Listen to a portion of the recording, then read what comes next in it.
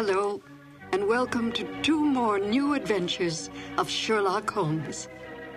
My name is Peggy Webber, and I had, as a young actress, the good fortune to perform with Basil Rathbone and Nigel Bruce on some of their Sherlock Holmes radio broadcasts. To Sherlock Holmes, Irene Adler was the woman. A great deal has been made of this over the years in many a pastiche, and even in some recent feature films, implying that Holmes was in love with Miss Adler. But we must not lose sight of the true nature of Sherlock Holmes. As Dr. Watson writes, Holmes was a man to whom all emotions, particularly that of love, were abhorrent to his cold, precise, but admirably balanced mind. It would not be in Holmes' nature to be in love with such a woman. We must also bear in mind that outward signs of love in the Victorian era were suppressed. Women were considered second-class citizens, creatures who stood behind their men, bred and raised their children, and stood by silently and supportively. Such forward women as Irene Adler were considered loose women. A woman who was, in the words of the King of Bohemia, an adventuress. Holmes accepted this label placed upon Miss Adler by his client, but did not have so narrow a mind about women himself. He might not care for them, but he certainly did respect them, especially such a formidable woman as Irene Adler. Miss Adler was a benign adversary to Holmes, for in truth all her actions were to protect herself, not to bring harm to the great detective or his client, the King of Bohemia. Miss Adler's cunning, her awareness, as well as her immense beauty, and her ability to best Holmes, who rarely lost the game, are the traits that endeared her to Holmes from the moment he realized she had outfoxed him. And now, Sherlock Holmes and Dr. Watson in the classic adventure, A Scandal in Bohemia. This episode from the life of Sherlock Holmes will be transmitted to our men and women overseas by shortwave and through the worldwide facilities of the Armed Forces Radio Service. Petri Wine brings you Basil Rathbone and Nigel Bruce in the new adventures of Sherlock Holmes.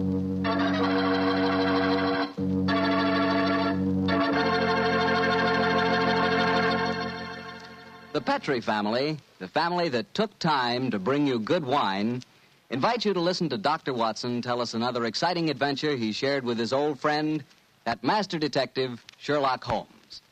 And you know something? I had an adventure tonight I wish you could have shared with me.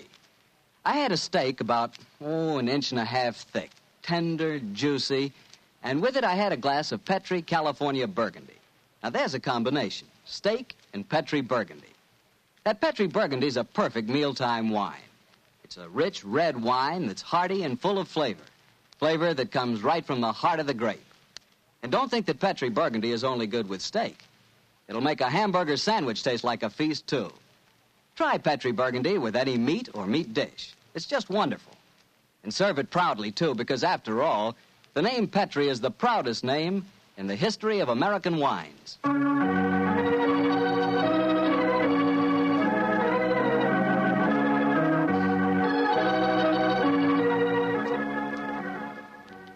And now I know Dr. Watson's waiting for us, so let's go in and join him.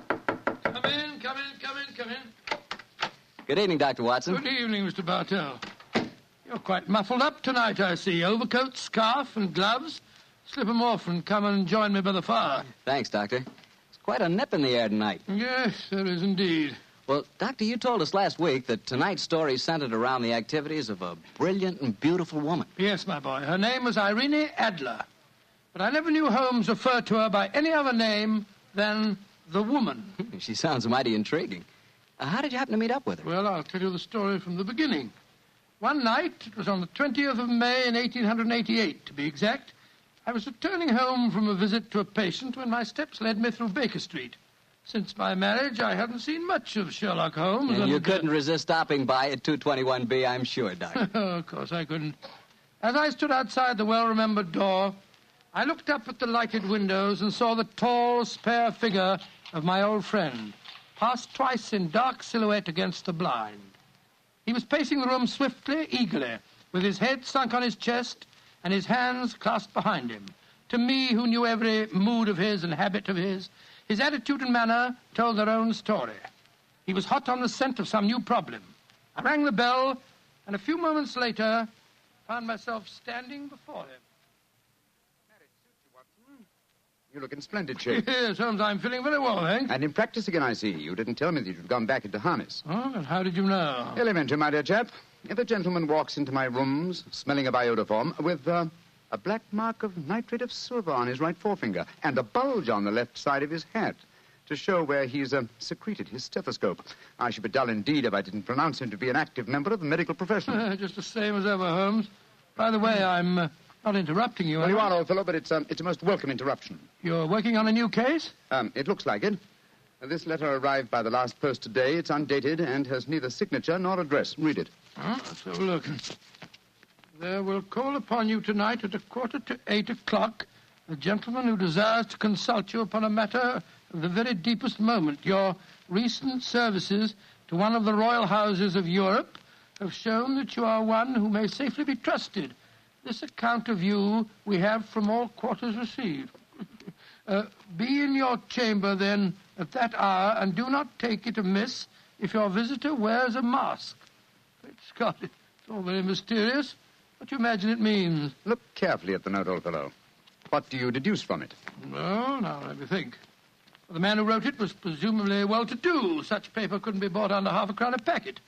And it's peculiarly strong and stiff. Peculiar. That's the very word. It's not an English paper at all. Hold it up to the light. Don't you notice anything? Yes. There's a large E with a small G and a large G with a small T. That's right. Woven into the texture of the paper. What does that suggest to you? The name of the maker, no doubt, or perhaps his monogram. Not at all, my dear fellow. The G with the small T stands for Gesellschaft, which is the German for company. And the EG? That stands for Igria. It's a German-speaking country in Bohemia, not far from Carlsbad. Oh, so the paper was made in Bohemia? Undoubtedly, my dear fellow. And the man who wrote the note is a German. How do you know that? Observe the curious construction of the sentence. This account of you we have from all quarters received. A Frenchman or a Russian could not have written that. It's the German who is so discourteous to his verbs. Oh, there's your client now. I better go home. No, unless you have to. Well, I could stay. I thought that Then perhaps stay, old chap. I'm lost without my Boswell, and this promises to be interesting. I told Mrs. Hudson to let the masked visitor come upstairs unannounced. Come in. Good evening, sir. You received my note? Yes, indeed, sir. Come in, won't you, and sit down. This is my friend and colleague, Dr. Watson. You may say anything before him that you can say to me. Whom have I the honor to address? You may address me as Count von Kram. How do you do, sir? You must excuse this mask that I wear. The august person who employs me wishes his agent to be unknown to you, and I may confess at once that the title by which I have just called myself is not exactly my own. I'm well aware of that fact, sir. You see, Mr. Holmes, the matter I am about to discuss implicates the great house of Ormstein, hereditary kings of Bohemia. That has not escaped me either, sir. In fact, if you will state your case, I shall be the better able to advise you. Your Majesty. How did you... Yes. Yes, I am the king. Why should I attempt to conceal it? Why, indeed? I shall remove the mask. There. Mr. Holmes, I have traveled incognito from Prague for the express purpose of consulting you. Then pray consult. Briefly, the facts are these. Some 5 years ago, during a visit to Warsaw, I made the acquaintance of the well-known adventuress Irene Adler. Irene Adler? We know of her, Your Majesty. Look her up in the index for me, will you, Watson? Yes, it's right beside you on the desk there. I imagined that the name would not be unfamiliar to you. Here we are. Abrahams, Acton Green, Hatchet Murders, Adler. Splendid, old fellow. Hand me the file, will you? Yeah. Thank you. Irene Adler, born in New Jersey in the United States in 1858, contralto. Prima donna Imperial Opera of Warsaw. Retired from the operatic stage, living in London. Quite so. And here's a recent notation. Your Majesty, as I understand, became entangled with this young person, wrote her some compromising letters, and is now desirous of getting those letters back. Precisely so, but how did... Was there a secret marriage? None. No legal papers or certificates? No. Then I fail to follow, Your Majesty. If this young lady should produce her letters for blackmailing purposes, how is she to prove their authenticity? There is the handwriting. Well, that could be a forgery, Your Majesty. But it was private notepaper. Stolen. My own seal. Imitated. My photograph. Bought. What? They were both in the photograph. Oh, dear, that's very bad.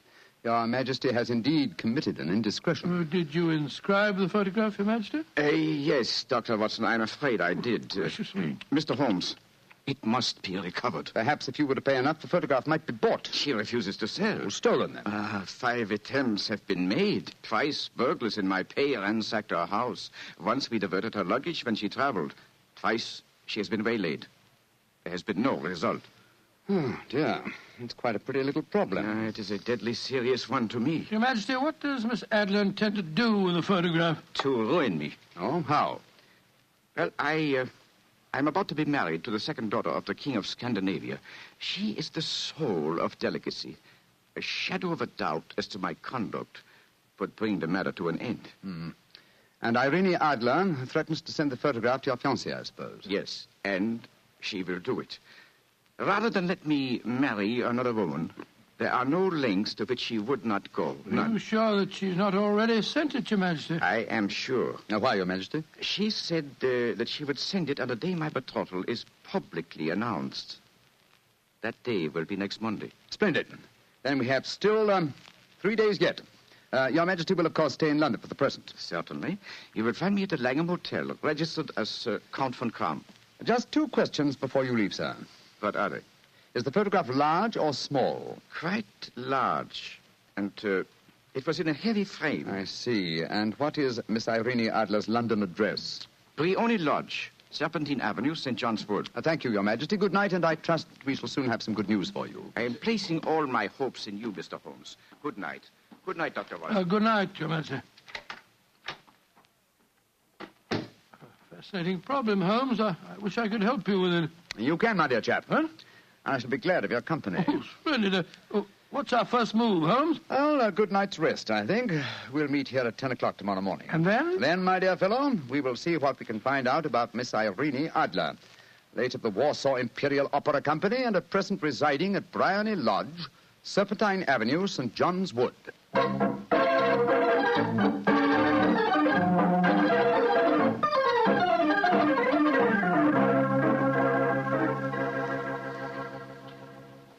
Well, Holmes, a cursory examination of Briony Lodge didn't prove very illuminating. No, a bijou residence that represents the essence of dignified suburbia, but tells us very little about its owner.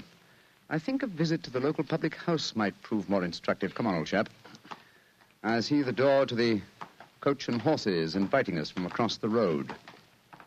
Well, our disguises shouldn't cause any suspicion, Holmes. That's why I suggested them. In the character of a couple of stable hands, I felt that we might inspire confidence. This is a horsey neighborhood. There's a wonderful sympathy and Freemasonry among the fraternity. There we are. Better let me do most of the talking. Yes, I will indeed. I'm sure that your accent will be more convincing than mine. Let's go in, shall we?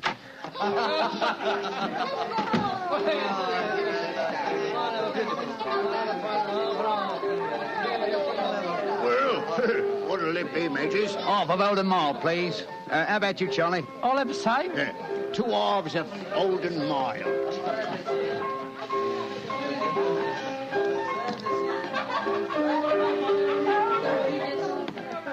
Well, here you are, mateys. That'll be a tenner.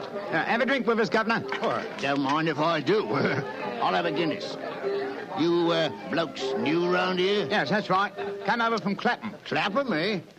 Well, here's looking at you. Hunting for jobs? That's right.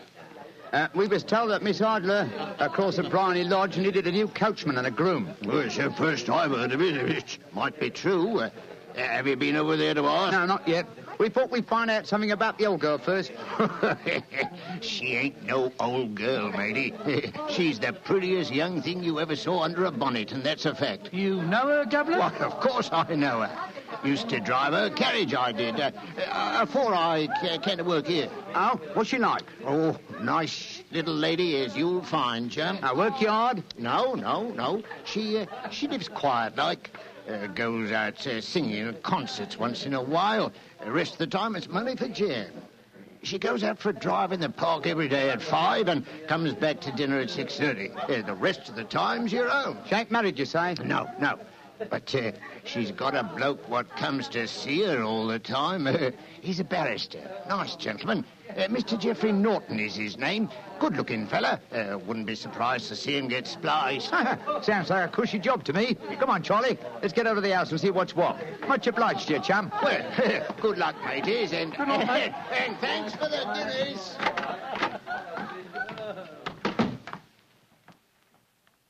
What's our next move, Holmes? Let's stroll back to Briny Lodge. I'm undecided whether to continue my investigation there or to try and find out something about Mr. Geoffrey Norton, the barrister. If he's just her lawyer and nothing else, it's more than likely that she's entrusted the photograph to his safekeeping. Hello. There's a cab waiting outside Miss Adler's house. Hurry, Watson. Maybe Mr. Norton's. Here we are at the gate. Yes. Here comes a man hurrying down the pathway. Quick. Flatten yourself behind this post. Listen. Where to now, Mr. Norton? Drive like the devil. First to Gross and Hankey's in Regent Street, and then to the Church of St. Monica in the Edgware Road. Half a sovereign if you do it in 20 minutes. Right, you are, Mr. Norton. Up in. Try and signal the cab, Watson. We must follow him. Well, here comes one. Oh, no, it isn't. It's a private carriage. Miss Adler's, no doubt. Here she comes down the pathway. Back behind the post again, Watson. Where to, Miss Adler? The Church of St. Monica's, John, and half a sovereign if you reach it in 20 minutes. The game's afoot, Watson. Quick. We must get a cab and follow them. Here comes a hansom. Hi, cabby! Here! You blokes got enough money to take a cab? Here's a half sovereign for you, my man. Right you are. Where to, Governor? The Church of St. Monica in the Edgware Road, and another half sovereign for you if you get us there in 20 minutes.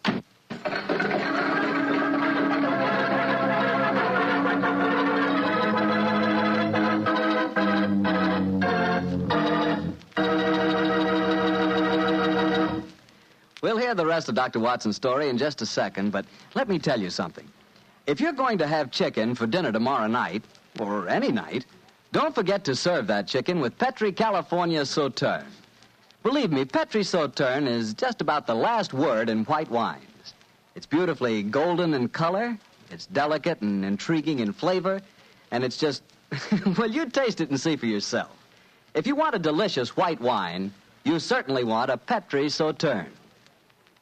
Well, Doctor, once again, you broke off your story at the most exciting point. Did you and Sherlock Holmes reach that church inside the 20 minutes? Yes, Mr. Bartell, we did, but the other carriages were there before us. Holmes went into the church after telling me to guard the outside. I must have waited for 10 minutes or more before Mr. Geoffrey Norton and Miss Adler came out, spoke a few words to each other, and then left in their separate conveyances. A moment later, Holmes, still dressed as a stable hand, came striding out of the church and down the steps towards me. He was obviously very excited. Watson. Have they left? Yes, in separate cabs. I overheard him say that he was going back to his office. And she said, I shall drive out in the park at 5 this evening. Splendid, old fellow. Then come on. We can return to Baker Street. What happened inside the church, Holmes? They were married. Married? Of course. The ceremony would have been illegal if it had been performed after noon. That accounted for their wild dash to the church. Jump into the cab. Where to now, Governor? 221B Baker Street. Oh, so they got married, eh? Yes, and it may amuse you to know that I acted as witness at the ceremony. Oh, you did? But how did that happen? Their own witness had failed to appear, and I was dragged into the breach. The bride gave me this sovereign as a memento. I think I'll wear it on my watch chain in memory of the occasion. What an amazing situation. Things begin to look better for the king, don't they? Yes. Now that she's Mrs. Norton, the chances are that she won't want to expose His Majesty after all. I hope so, Watson, I hope so. But we can't afford to take any chances. I think the time is ripe for us to come to closer grips with the lady.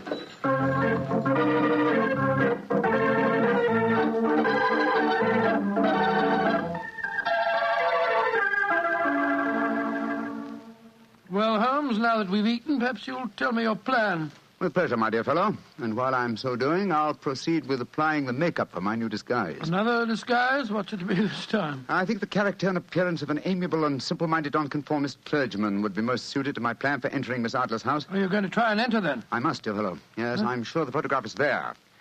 Miss Adler, or rather Mrs. Norton, will return from her drive in the park at 6:30. We must be at Bryony Lodge to meet her. And what then? You must leave that to me. I've already made my arrangements. There is only one point on which I must insist. You must not interfere, come what may. You understand? I'm to remain neutral. Yes, there will be some small unpleasantness. Don't join in it. It will end in my being conveyed into the house. As soon as I'm able to, I shall open one of the windows. You're to watch from the outside. When I raise my hand, you will throw an object which I shall give you through the window and at the same time cry, fire. Follow me? Entirely, but what am I to throw? Oh, it's nothing very formidable. Here it is. Looks like a great big cigar. What is it? Just an ordinary plumber's smoke rocket, fitted with a cap at each end to make it self-lighting. Your task is confined to throwing it through the window. When you raise the cry, fire, it will be taken up by quite a number of people. You may then walk to the end of the street, and I'll rejoin you in 10 minutes. I hope I've made myself clear. Perfectly. Good. And now, old fellow, as soon as I've donned my clerical attire, let's be on our way. There's no time to be lost.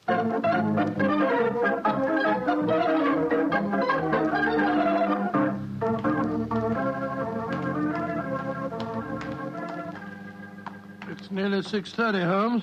We've been pacing up and down in front of her house for half an hour now. I hope she does come back. I'm sure she will. There seem to be a lot of loafers hanging round her gate. All part of my conspiracy, old chap. You'll see them play their parts in a few minutes. You still think the photograph is inside the house? Yes, I'm sure of it. Hmm? It's most unlikely that she carries it about with her. Remember, the king told us it was a large frame picture. And also remember that she planned to use it within a few days. It must be where she can lay her hands on it. It must be inside her house. But her house has been burgled twice. They don't know how to look. Well, how will you look? I won't. I'll get her to show me. She'll refuse. No, she won't be able to. Shh. Here comes the carriage now. Remember, Watson, carry out my orders to the letter. Yes, you can trust me, Holmes. Blimey, here comes the Duchess of Tiddlewigs. Let's put out the carpet. She might get her tootsies wet. Oh, put a sock in it, Alfie. Leave him alone. She's no better than she ought to be. Please let me through. I live here. Well, ain't that nice? We'll all come in and have a cup of cocoa. Move out of the way, please, and let the lady through. Mind your own business. Just 'cause your collar's turned the wrong way, you can't spoil our fun. That's right, Eddie. Keep your nose out of it, parson. Please don't fight about it. I tell you to stop molesting the lady. Do ya? Then how would you like a biff in the nose? Oh, he hit the poor man. Then he ran away, the coward. Is the clergyman badly hurt? He hit his head, Mum, and he fell. If you asks me, he's hurt bad. He's bleeding something terrible. Can we bring him in, Mum? He can't lie here in the street. Why, of course. Bring him in. Right you are, Mum. Here, Bert. Right out. Give us a hand. Beware. Coo, poor fella. Do you see what happened to him, mister? Yes, I saw, my good woman. A very convincing demonstration. What do you mean? Weren't you paid by a certain gentleman for this performance? Oh, you knows about it, too. Yeah, you must be a friend of Mr. Sherlock Holmes. Yes, I am. Nice gentleman. He give us $5 apiece for tonight's work. It ain't through yet, though. We got to start yelling fire when somebody tells us. I'm that somebody, my dear lady. Where's Mr. Holmes now? He's inside the house. Yes, he's opening a window. Now he's raising his hand. That's my signal. Now to throw the rocket. There we are. Fire!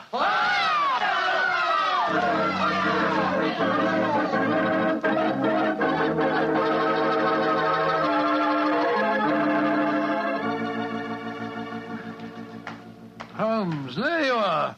You have the photograph? No, but I know where it is. She showed me, as I told you she would. I'm still in the dark. There's no mystery, old chap. When my accomplices started the row in the street, I had a little moist red paint in my hand. As my good friend Alfie pretended to strike me, I clapped my hand to my head and fell down. It's an old trick. Yes, I understand that, but how did my throwing the rocket help you? It was all important, my dear fellow. When a woman thinks her home is on fire, her instinct is at once to rush to the thing she values most.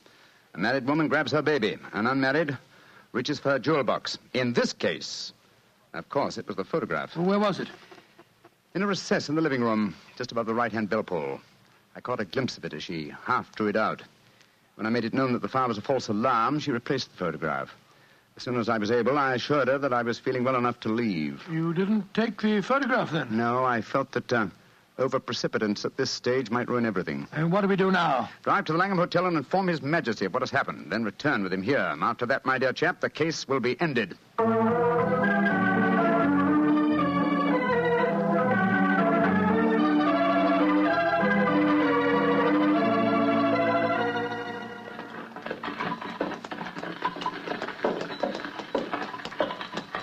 This is Brownlee Lodge now, Your Majesty. I'm all impatience. You're certain this photograph will still be there, Mr. Holmes? I have every reason to believe so, Your Majesty. I must confess, this is going to be something of an ordeal. And I suggest that you let me do the talking, Your Majesty. I think I know how to handle the lady.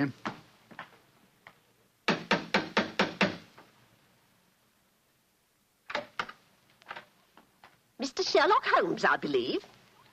Yes. I am Mr. Holmes. How did you know? My mistress told me that you would be likely to call. She has left for the continent with her husband. You mean she's left England? Never to return. Then the papers, the photograph. All is lost, Mr. Holmes. We'll soon see. Follow me. She said you'd been looking for something. I hope you find it. This was the bell pull. There's a sliding panel behind it somewhere. Ah, here it is.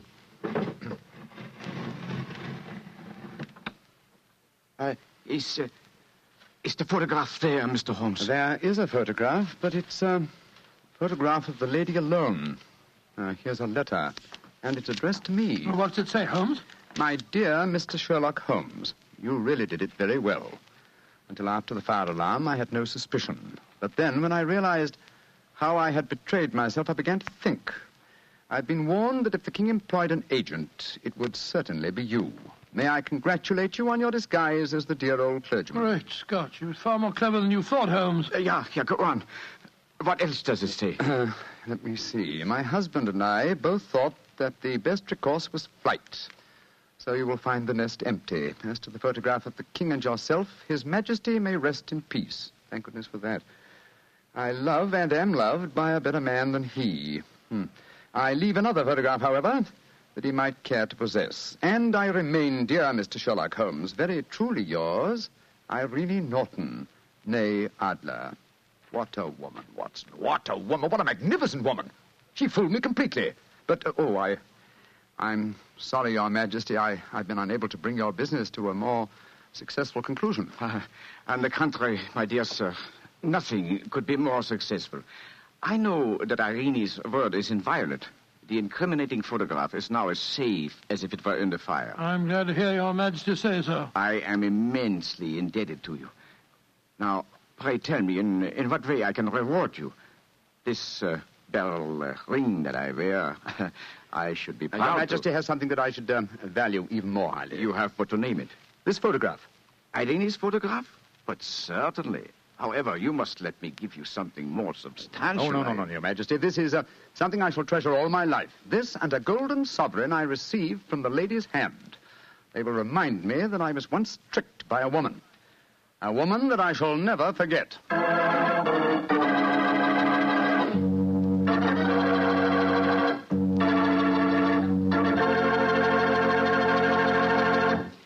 What a woman, that Mrs. Adler. Or should I say, Mrs. Norton.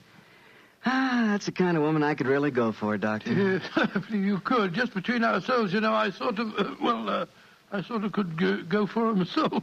She was intelligent. Yeah, she was rich. Beautiful. That's the kind of woman you want sitting next to you in front of a cozy fire on a nippy fall night. Just the three of you. The three of you? Mm-hmm. You, she, and a glass of Petri port. Miss Bartelli. Why not? That Petri California port is some wine. Boy, that Petri family really knows how to make good wine, all right. And no wonder. Look at all the experience they've had. Ever since they started the Petri business way back in the 1800s, the Petri family has handed down from father to son, the art of selecting perfect sun-ripened California grapes and making them into clear, fragrant, delicious wine. Those letters, P-E-T-R-I, on the label of every bottle of Petri wine are the personal assurance of the Petri family that every drop of wine in that bottle is good wine. It's got to be, because Petri took time to bring you good wine. Well, Dr. Watson, that was a great story you told us I tonight. thought you'd like it, Mr. Bartell. That's why I plan to tell you a sequel to it next week. A sequel? Say, that sounds exciting, Doctor. Oh, I think you'll find that it proves to be that, Mr. Bartell. It's a story that takes place 20 years after tonight's adventure. And once again, the principal part is played by a woman, only in this case, it isn't Irene Adler.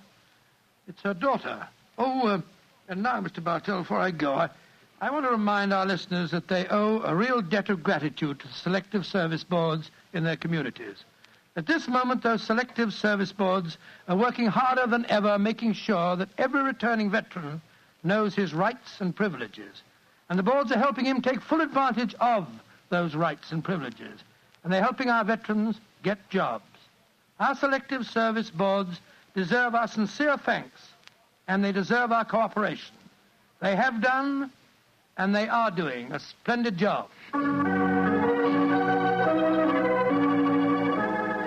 Tonight's Sherlock Holmes adventure was written by Dennis Green and Anthony Boucher and is an adaptation of the Sir Arthur Conan Doyle story, A Scandal in Bohemia. Music is by Dean Fossler. Mr. Rathbone appears through the courtesy of Metro-Goldwyn-Mayer and Mr. Bruce through the courtesy of Universal Pictures, where they are now starring in the Sherlock Holmes series. The Petri Wine Company of San Francisco, California, invites you to tune in again next week, same time, same station. Sherlock Holmes comes to you from our Hollywood studios. This is Harry Bartell saying good night for the Petri family. For a solid hour of exciting mystery dramas, listen every Monday on most of these same stations at 8 o'clock to Michael Shayne, followed immediately by Sherlock Holmes. This is the Mutual Broadcasting System.